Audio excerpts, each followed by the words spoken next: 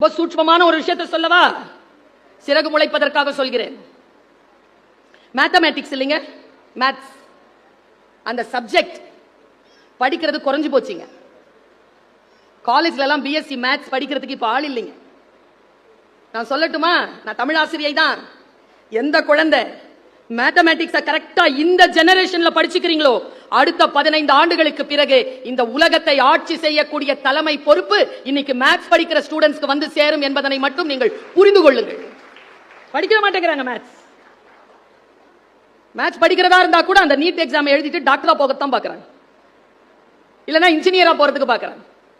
Mathematics subject அவ்வளவு நல்ல subject, chemistry அவ்வளவு சூப்பர் சப்ஜெக்ட், பிசிக்ஸ் அவ்வளவு சூப்பர் சப்ஜெக்ட். ஆனால் அந்த சப்ஜெக்ட படிச்சா எனக்கு வருங்காலம் இல்லை என்று ஒரு குழந்தை நினைக்கக்கூடிய அளவிற்கு சூழல் மாறி இருக்கிறது என்றால் இது வளர்ச்சி அல்ல, வீக்கம் என்பதனை ஒரு கல்வியாளராக நான் இங்கே பதிவு செய்ய கடமைப்பட்டு இருக்கிறேன். சிறகு முளைப்பது எப்படி, எதை படித்தால் என்ன ஆகலாம் என்று எப்பொழுது தெரியும்? நான் ஒரு விஷயத்தை சொல்றேன் பாருங்க. எங்க வீட்டில் எங்க அம்மா என்ன நல்லா வளர்த்தாங்க. ஆனா எங்க அப்பா 2 வயசுல இருந்து என்ன எங்க அப்பா தான் வளர்த்தார். எங்க அப்பா நல்லா பாடுவார். எனக்கு பர்வீன் சுல்தானான்னு அதனால தான் அரசன் பேர் வச்சார். பேகம் பர்வீன் சுல்தானா ரொம்ப பெரிய பாடகி நம்ம நாட்டில். இப்ப 84 86 வயசு அவங்களுக்கு. அவங்க பேரை தான் அப்பா எனக்கு வச்சார். பாடுவேன்னு நினைச்சார், பேச ஆரம்பிச்சிட்டார். ஆனா ஒண்ணு சொன்னார் அப்பா, மரணம் அடைகிறதுக்கு 10 நாளைக்கு முன்னால் ஒரு வார்த்தை சொன்னார். பர்வீன் சுல்தானான்னு சொல்லிட்டு கூகுள்ல போட்டா பேகம் பர்வீன் சுல்தானா போட்டோக்கு பக்கத்துல உன் போட்டோ வருது பாப்பா. உன் பேர் வச்சதுல நான் தோக்கல அப்பா சொன்னார். அப்பா நல்ல வார்த்தைகளை சொல்வாருங்க. இந்த நல்ல வார்த்தைகள் இருக்குல்ல, அந்த வார்த்தைகளை கேட்டதனால் புத்தகம் வாசிக்கின்ற பொழுது எனக்கு சிறகு முளைக்கிறது. ஏன் தெரியுமா? நான் ஏற்கனவே ஒரு விஷயத்தை அறிந்திருக்கிறேன். அறிந்த அந்த விஷயத்தின் ஞானத்தோடு ஒரு புத்தகத்தை வாசிக்கின்ற பொழுது எனக்கு சிறகு முளைக்கிறது. இது ரகசியம் நான் சொன்னது. என்றைக்கு ஒரு தெளிவு உள்ளுக்குள் இருக்குமோ, முன்னால் ஒரு விஷயம் வருகின்ற பொழுது உங்களுக்கு அந்த தெளிவில் வேர்விடும். பல நேரங்களில் நாம் செய்யக்கூடிய மிகப்பெரிய தவறை நான் சொல்லவா? பெற்றோர்களாக இருக்கக்கூடியவர்கள், ஆசிரியர்களாக இருக்கக்கூடியவர்களுக்கு சொல்லுகிறேன். என் பிள்ளை என் பேச்ச கேட்கறதே இல்லை. எத்தனை பேருக்கு இந்த கம்ப்ளைண்ட் இருக்கு? மேக்சிமம் எல்லாருக்கும் இருக்குல்ல. ஒரே கேள்வி கேட்கிறேன், நீங்க கேட்டீங்களா? அது எப்படி கேட்கும்? இந்த கைத்தட்டதெல்லாம் பாதிப்படைஞ்சது. நான் சொல்லவா? பெரும் ரகசியத்தை சொல்கிறேன். நாம் பேசுகின்ற எந்த ஒழுக்கத்தையும் எந்த அறத்தையும் நம் பிள்ளை கேட்டு நமக்கு முன்னால் நிகழ்த்தி காட்டாது.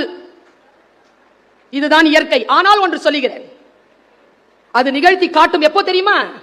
வாழ்க்கை அவர்களுக்கு முன்னால் ஒரு சவால்களை எடுத்து போடுகின்ற பொழுது அந்த சவால்களை சந்திப்பதற்கு நாம் கற்றுக் கொடுக்கின்ற அறமும் நாம் கற்றுக் கொடுத்த ஒழுக்கமும் பாடமாக அவர்களுக்கு பயன்படும்.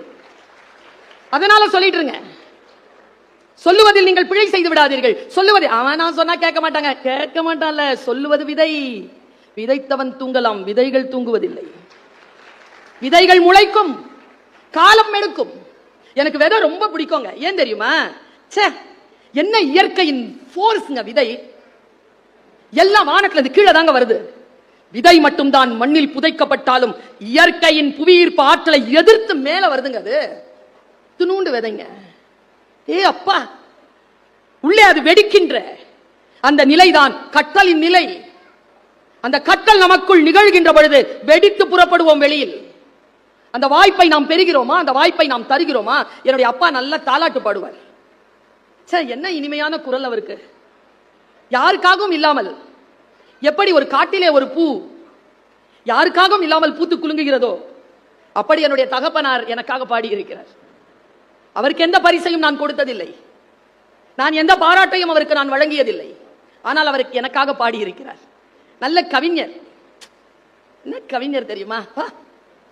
நான் சொல்லுகிறேன், நல்ல வார்த்தைகள் உள்ளுக்குள் புதைகின்ற பொழுது ஒன்னா இல்லைங்க. வானம் அளந்தது அனைத்தும் அளந்திடும் வன்மொழி வாழியவேங்கிற பாட்டின் வரி கேட்கின்ற பொழுது எனக்கு சிலிர்க்கும். வானம் அறிந்த அனைத்தையும் அளந்திடும் சொல். சொல்லுக்குள் பயணப்பட்டு பாருங்கள். சொல்லுக்குள் பயணப்படுகின்ற ஆற்றல் எப்பொழுது வரும்? சொல்லிற்கான பயிற்சி இருக்கும் பொழுது தானே வரும். சில பேர் சொல்லுவான், நான் தெரியாமத்தான் கேட்கிறேன். தெரிஞ்சு கேட்கிறான்னு அர்த்தம். நான் ஒன்னு சொல்லுவேன், நீ தப்பா நினைச்சுக்க மாட்டியே. தப்பா நினைக்கிற மாதிரி ஏதோ சொல்ல போறான்னு அர்த்தம். கோவத்துல சொல்லிட்டேன், ஒன்னும் நினைச்சுக்காத, மனசுல ஒண்ணும் இல்ல, மனசுல இருந்தாதான் கோவத்துல வெளிப்படும். அப்படியே வந்துருமா? எப்பொழுது நீங்கள் புரிந்து கொள்வீர்கள்? நிதானமான வாசிப்பு அறிவு இருந்தால் தானே. போகிற போக்கில் அப்படி சொல்லிக் கொண்டு போவார்கள் பேரறிவாளர்கள். ஒரு புத்தகத்தில் 600 பக்கம் இருக்கும், 600 பக்கமும் உங்களுக்கானது இல்லை. 4வது பக்கத்தில் 3வது வரியில் ஒரு 2வது சொல் ஒன்று நிற்கும். அந்த சொல் தான், அதற்காகத்தான் 400 பக்கங்கள் நீங்கள் படிப்பது. யோசித்து பார்த்தால் இந்த அனுபவம். எங்க அப்பா அந்த பொண்ணு பாடுச்சுல, நீங்கள் எல்லாம் உங்கள் குழந்தைகளுக்கு என்ன பாட்டு பாடுவீங்க? என்ன பாட்டு பாடுவீங்க? என்ன பாட்டு? எந்த பாட்டும் பாட மாட்டீங்களா? நல்லா வருவீங்க ஐயா. லோரி பாட மாட்டீங்க? தாலாட்டு ஏதோ ஒன்று பாடுவோம்ல. உங்களுக்கு தெரியுமா குழந்தை கேட்கும்னு? எங்க அப்பா பாடுவார் பாருங்களேன். அதிர்ச்சியா பார்க்காதீங்க, பாட போறேன். நான் பாடினதில்லை. ஆனா ஒரு தாய்க்கும் ஒரு பெண்ணுக்கும் ஒரு ஆசிரியருக்கும் குரல் வளமா முக்கியம்? மனசு தானே. என் குழந்தைகளுக்கு பாடுவது போல் சொல்கிறேன். என் அப்பா பாடுவார், உருதுல தான் பாடுவார், ரொம்ப அழகா பாடுவார். ஆனா என்ன, நான் பாடின 2வது வரையிலேயே நான் தூங்கிடுவேன். என் பையன் நான் பேசினா தூங்குறான், எங்க அப்பா பாடினா நான் தூங்குவேன். அவனுக்கு காரணம் கேட்கும்போது சொன்னான் பாருங்க பதில், நான் தூங்கும் போது தானே நீ பேசுற, என்னம்மா ரொம்ப பிஸியா இருக்கிறியா அப்படின்னா. ஆமாடா, நல்லா பேசுற வரைக்கும் இந்த உலகம் என்ன விடாதுடா. அதான் சொல்றேன், ஒரு வாட்டியாவது நல்லா பேசிரு. எப்படி பேசுறாங்க பாருங்க இன்னி ஜெனரேஷன். நம்ம பேசுவோம் நம்ம அப்பாவுக்கு முன்னால அப்படி பாருங்க. எங்க அப்பா பாடின பாட்டு, हेलो ताल मिले नदी के जल में, नदी मिले सागर में, सागर मिले कौन से जल में, कोई जाने ना, हेलो ताल मिले नदी के जल में. तूंगिरुवे नानु.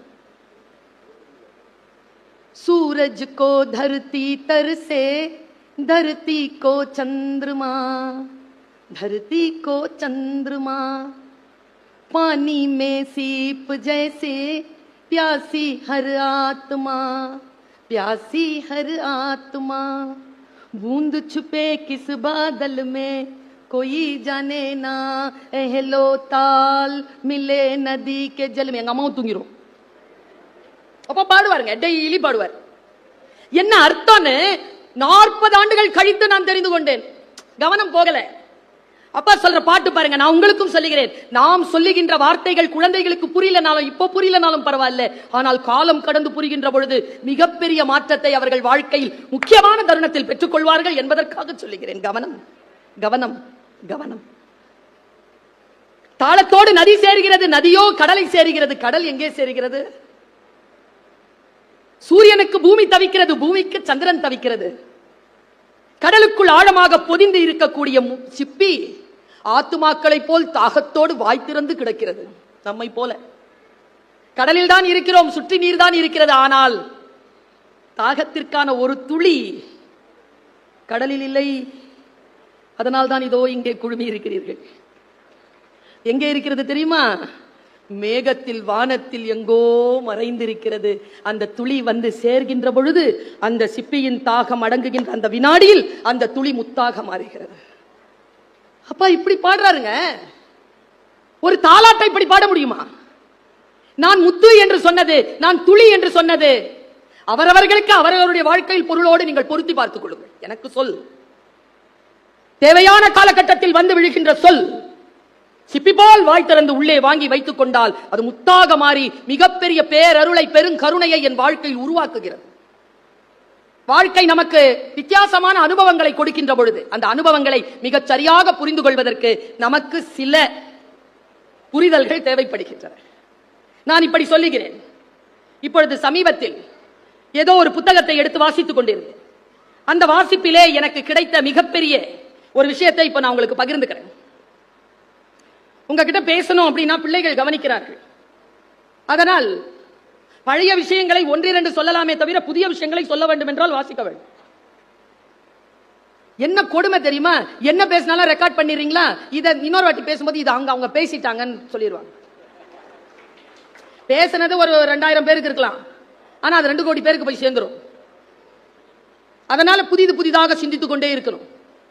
இப்ப சமீபத்தில் தற்செயலாக நிகழ்பவற்றின் மீது நம்பிக்கை கொள்ளாதீர்கள் என்று படித்தேன். ஷார்ப்பா ஒரு வார்த்தை போடவா? ரொம்ப ஷார்ப்பா போடுற, நிதானமா புரிஞ்சுக்கோங்க. நிதானமா புரிஞ்சா நான் சொல்ற வார்த்தை இருக்குல்ல, பலருடைய வாழ்க்கையில் மாற்றம் நிகழ்த்தும். உள்நிலை நிர்வாகம் சரியாக இல்லாமல் புறச்சூழல்களால் கிடைக்கும் வெற்றி ஒரு மனிதனுக்கு மன அழுத்தத்தையும் தோல்வியையும் தரும். புரிஞ்சிருச்சா? நம்ம கேட்டு பழக்கப்பட்டோம். சில பேர் வார்த்தைகளை அப்படி உயர்த்தி போட்டு அப்படி கீழே போடுவாங்க, உடனே கை தட்டிடுவோம். நம்ம நெவர் டு தட். வார்த்தைகளை பிரித்து உள்வாங்கி புரிந்ததற்கு பின்னால் ரியாக்ட் பண்ணுங்க. இப்படி நான் சொல்லிட்டு போனேன்னு வச்சுக்கோங்க, நிறைய பேச்சாளர்கள் தோல்வி அடைவார்கள். நானும் பல நேரங்களில் அடையலாம். கவனம் மக்களே, யார் எதை சொன்னாலும் உணர்ச்சி வசப்பட்டதை. நான் ஒரு ரொம்ப நுட்பமான ஒரு வார்த்தையை மறுபடியும் வீசுகிறேன். ஒருத்தன் ஒரு செடி வைக்கிறான், எத்தனை பேர் வேடிக்கை பார்ப்பீங்க? ஒருத்தன் ஒரு மரத்தை வெட்டுறான். என்ன சொல்லுது தெரியுமா உளவியல்? உணர்ச்சிகரமான மனித மனம் இன்றைக்கு நிறைந்திருக்கிறது. எதிர்ப்பதும் அழிப்பதும் தகர்ப்பதும் உணர்ச்சிகரமானவை. அதனால் தான் அடுத்தவர்களை அடித்து வீழ்த்தும் கதாநாயகர்கள் இங்கே பெரிதும் ரசிக்கப்படுகிறார்கள். டெப்தா சொல்லிட்டேன் நான். உருவாக்குபவர்களின் மீது நமக்கு கவனமே இல்லை. இன்னும் ரொம்ப நுட்பமான ஒரு விஷயத்தை சொல்றேன். ஆர்ப்பாட்டமாகவும் நகைச்சுவையாகவும் பேசுகின்றவர்கள் பேச்சை கோடிக்கணக்கில் கேட்கிறோம்.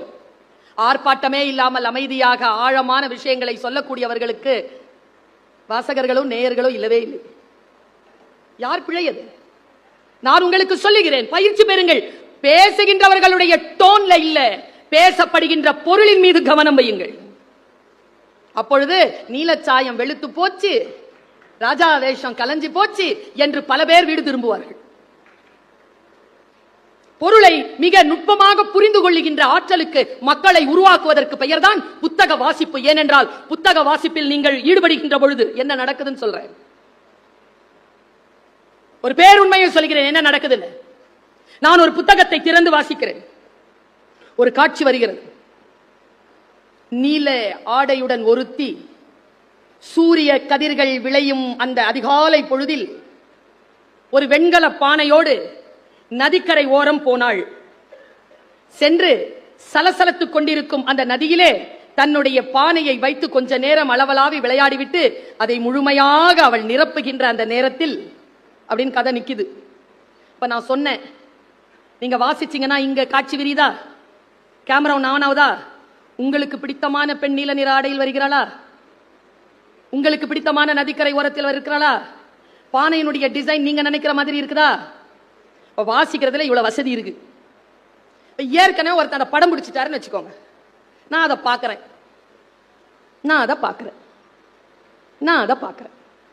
ஒரு சிந்தனையும் இல்லை, அதை பார்க்கிறேன். புத்தக வாசிப்பு என்பது நம்முடைய கற்பனையின் கதவுகளை திறந்து விடுகிறது.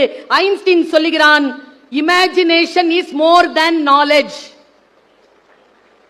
இமேஜினேஷன், கற்பனை திறன் வளர வேண்டும் என்றால் வாசிக்கணும். நாம் ஏற்கனவே யாரோ ஒருவர் வாசித்ததை அவர் படத்தில் சொல்லுவதை நாம் பார்த்து கைத்தட்டோம். நான் இதை பல நேரங்களில் சொல்லியிருக்கேன், இன்னைக்கும் சொல்றேன். ஏன்னா வாசிக்கிற முதன்மை அலுவலர் உட்கார்ந்திருக்கிறார்.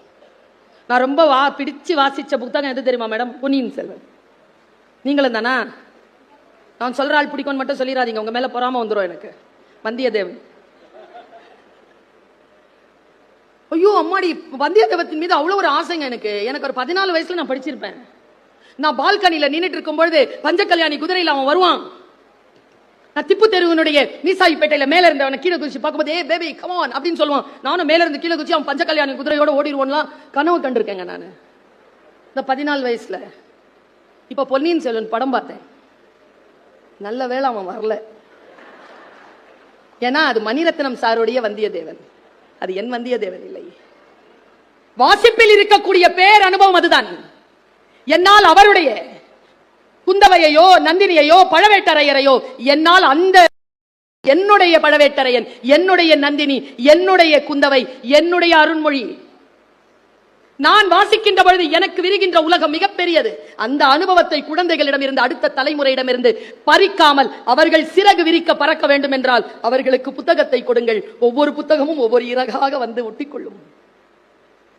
வாழ்க்கையில் அனுபவங்கள் அலாதியானவை. அந்த அலாதியான அனுபவங்களை வாசிக்கின்ற பொழுது என்னுடைய சிறகுகள் விரிகின்றன. நான் அதில் இறகுகளை சேர்த்துக் கொண்டே இருக்கிறேன்.